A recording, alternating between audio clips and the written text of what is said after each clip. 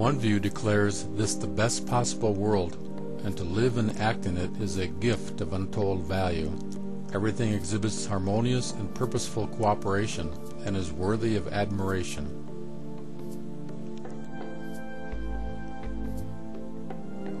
The other view is that life is a burden, full of misery and want.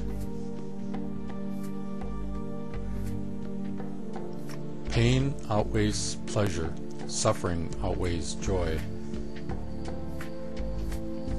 Some believe this world is the best possible, for God is good and wise.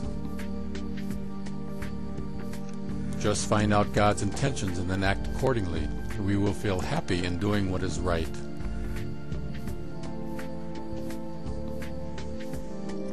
In this optimistic view, life is worth living. It must stimulate us to cooperative participation.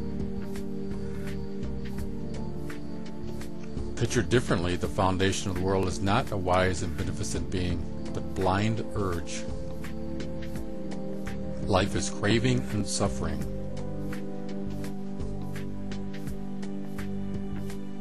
The best one can do is to stifle all wishes and needs, to exterminate the will.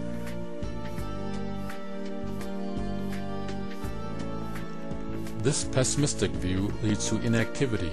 The moral aim is universal idleness.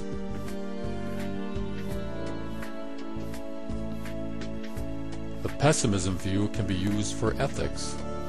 Observation of life shows that what appears good and satisfying turns out to be illusion. It is an illusion to believe that we find happiness in health, youth, freedom, sufficient income, love, sexual satisfaction, compassion, friendship and family life, or self-esteem.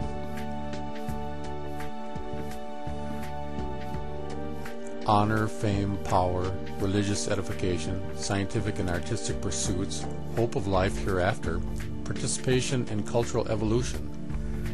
That these are sources of happiness is an illusion.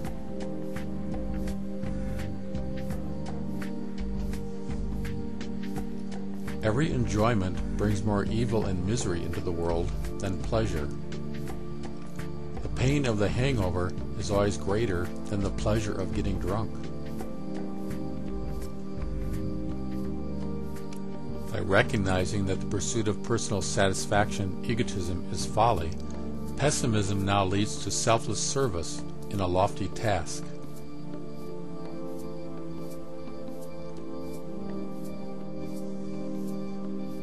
The success of our striving creates pleasure. Failure creates pain. Striving itself can in no way count as pain.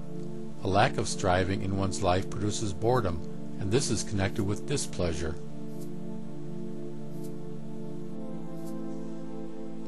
Striving, desiring in itself gives pleasure. Who does not know the enjoyment given by the hope of a future but intensely desired goal?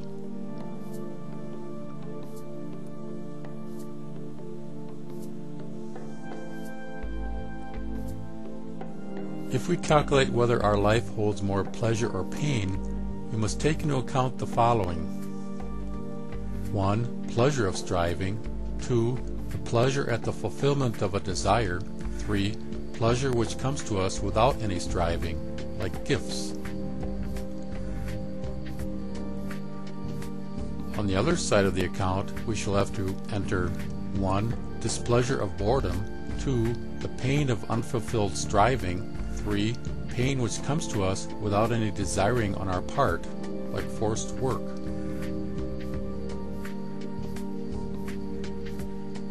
We can make a rational estimate of the value of life according to the quantity of pleasure in our life.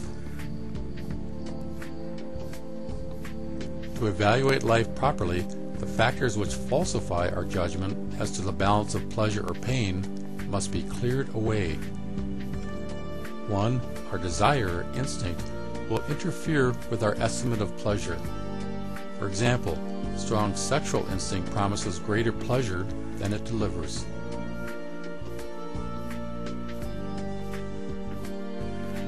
2.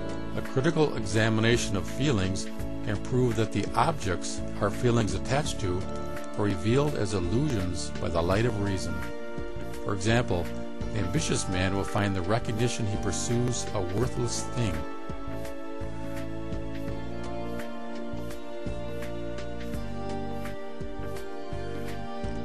If the amount of pain is great with no hope of future pleasure, this must lead to the bankruptcy of life.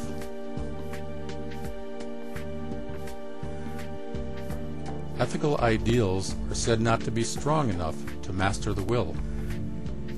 One must learn that selfish striving for pleasure cannot lead to satisfaction. Ethical ideals establish their dominion on the ground cleared for them by the recognition of the hopelessness of egotism.